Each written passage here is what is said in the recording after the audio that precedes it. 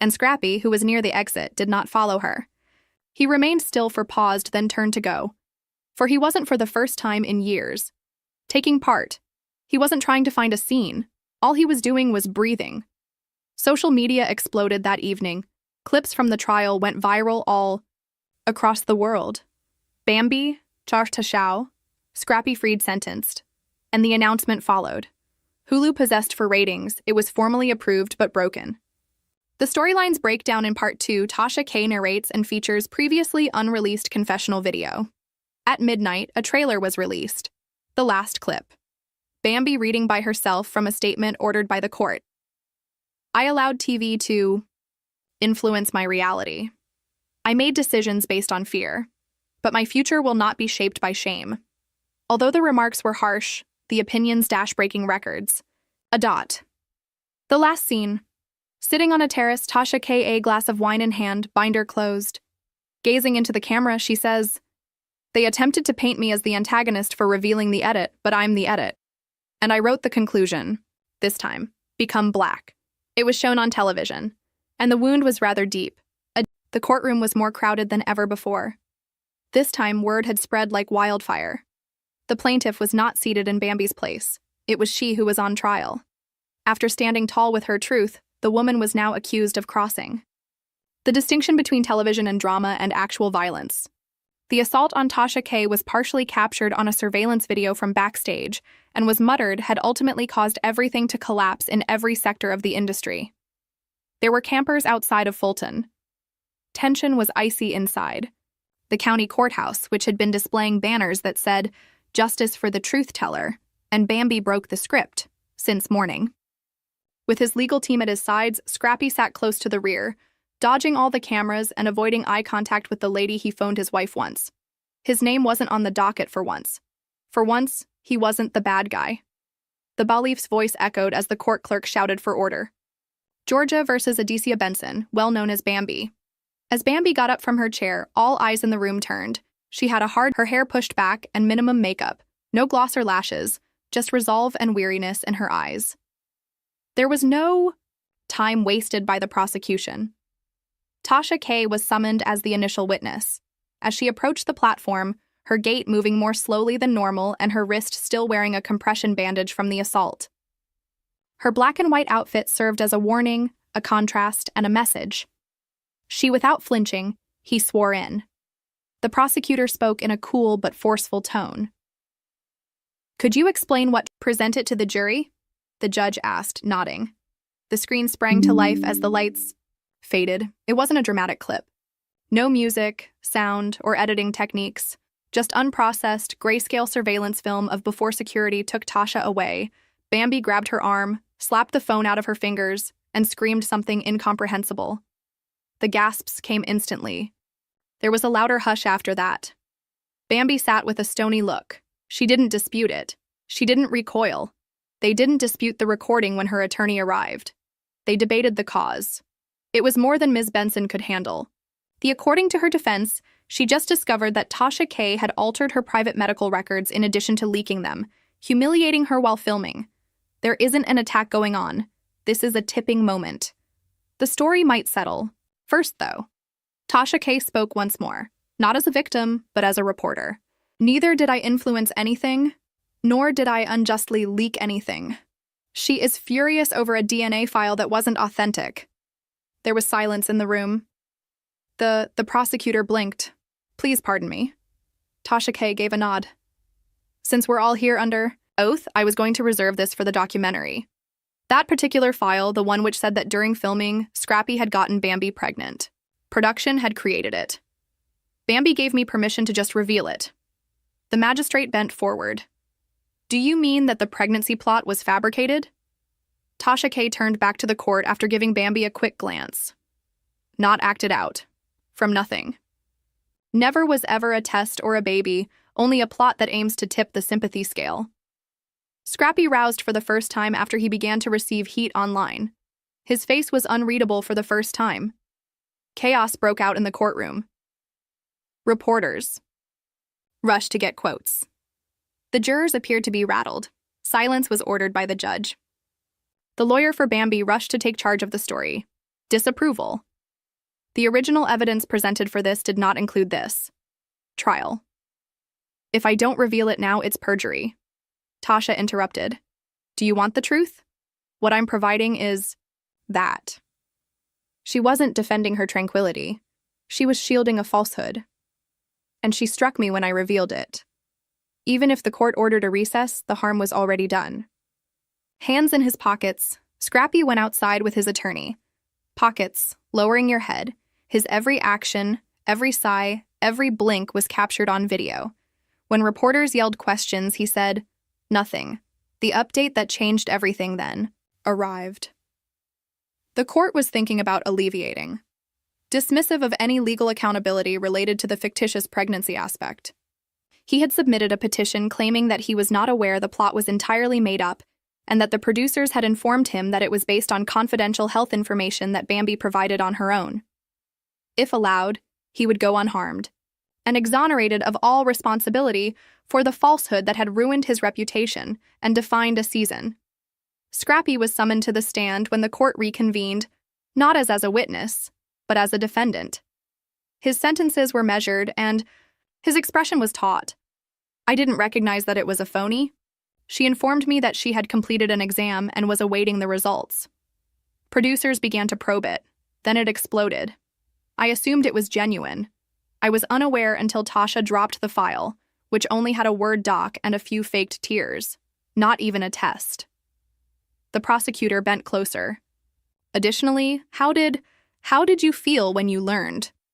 As if my life had been taken over for a narrative twist, Scrappy let out a sigh.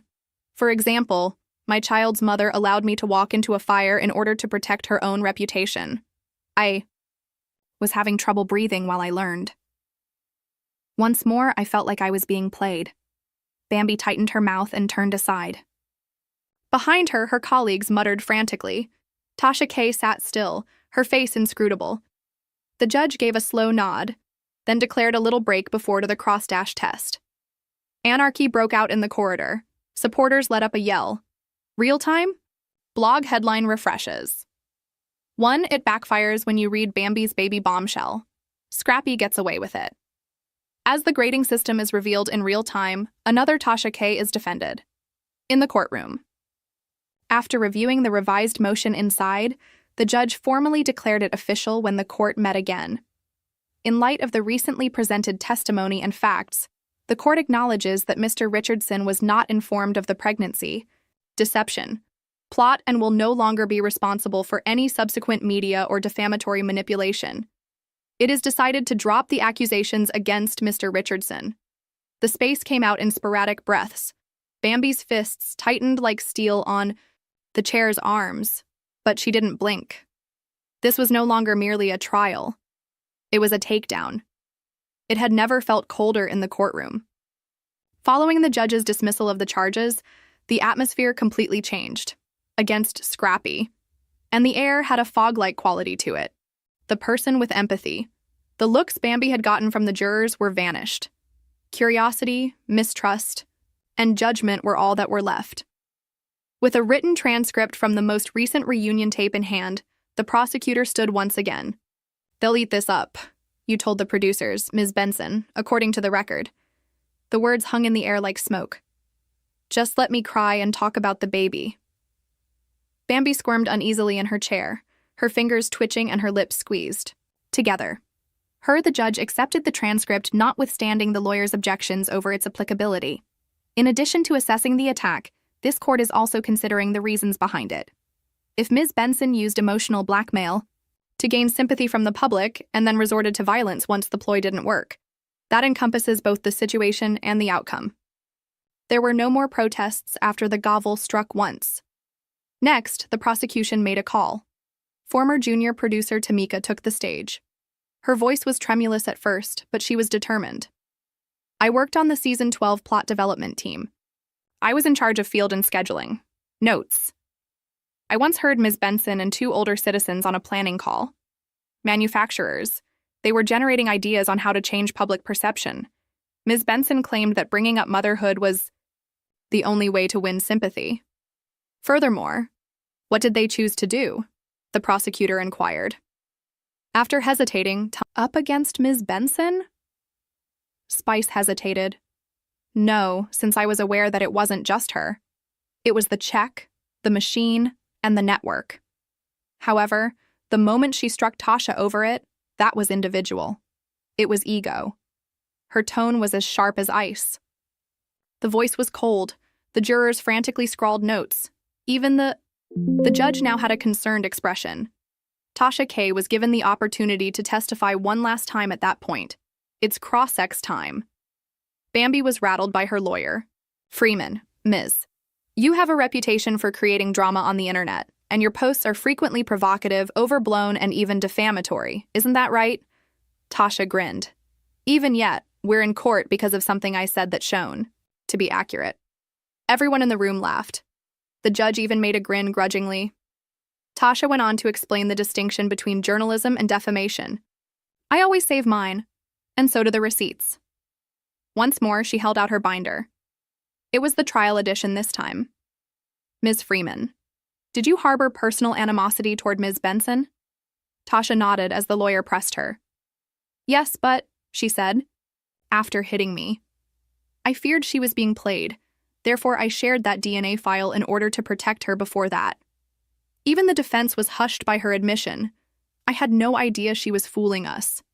Scrappy was spotted later that day making a brief statement to the media outside the courthouse. He didn't exult or gloat. His voice broke as he said, All I want right now is serenity. Without cameras, without scripts, and without worrying about being exploited again, I want to be a father.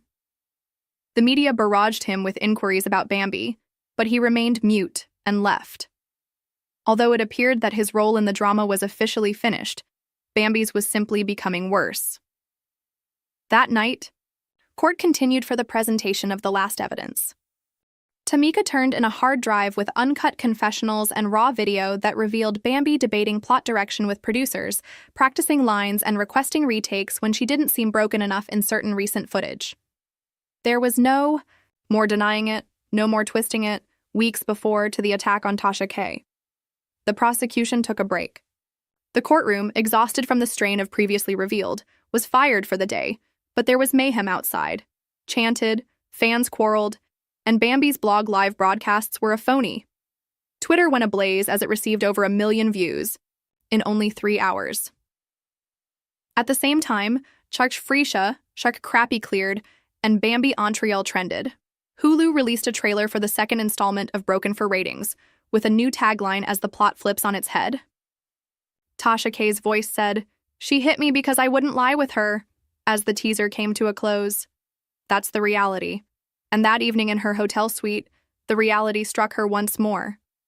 Without a team, staff, or fans supporting her at DMIs, Bambi sat by herself with a legal pad and a decision. When the court met again tomorrow, the question was not whether she would lose, but rather how badly. Everyone sensed that something irrevocable was going to happen when the trial's last day arrived like a storm warning. They just had no idea how noisy it would be. Live broadcasts and media vehicles ringed the courthouse, stream settings. 3 blocks down, the crowd. The excitement within was dense, almost religious. It was off limits to cameras, but it made no difference. Fans shared countdown clocks on social media as if it were the conclusion of a reality show, and the entire world was already watching. However, this was no longer a script. It was justice, or at least the tangled emotional side of it. Bambi looked different when she walked into the courtroom. No glitz, no. She sat quietly next to her lawyer, eyes down, with quivering hands, a tan coat, and earrings. Tasha K., who had a little cut on her wrist that was still mending, and her binder on her lap, appeared calm across the room. And behind her, in the second row, sat a man with low, inscrutable eyes, no chain, and black clothing. The judge and the bailiff summoned. Order. Arrived holding a folder, and we are ready to proceed with the sentence and concluding remarks. Suggestions. He spoke coolly, but his composure was short-lived. The prosecution stood up. Not only was there an attack, the lawyer started, but there was also a pattern and a deliberate strategy to control. Public opinion, use compassion as a weapon, and when that didn't work, turn to violence. Ms. Benson then made up a pregnancy for she attacked a journalist to prevent publicity, and she allowed her to. The lines struck a deep chord. Co-parent, be defamed, slandered, and nearly destroyed to preserve her version of the story. Neither Bambi moved, and she simply looked straight ahead as if she had lost her sense of self. Then the defense began. Yes, my client made mistakes. She did respond badly, but she was coerced by producers, a poisonous system, and years of coercion, to stage tragedy for amusement. The court had to take into account not only what she did, but also the setting that Ms. Benson was not the architect who made it possible for them. Some jurors nodded, while others remained stony-faced. She was a product. After a lengthy silence, and a whisper to her attorney, the judge asked Bambi if she wanted to speak. Then she gently stood up, speaking in a steady but little voice. I lost myself attempting to fit the show's expectations. I got rewarded when I broke and applauded when I sobbed. I believed that if I had control over the tale, I would also have control over the agony. I simply buried it deeper, and I lost my temper when Tasha brought it up. She turned to Tasha K. I apologize, not because she was wrong, but because she was right. I should have thanked you for speaking the truth that I was too afraid to confront. But instead, I made you the enemy, because of what you revealed. There was stillness, no gasps or cheers, and then sentence. Before speaking, the judge inhaled deeply. This court recognizes the intricacy of this scenario, the hazy distinctions between television and reality, between person and character, yet we still need to react to the facts.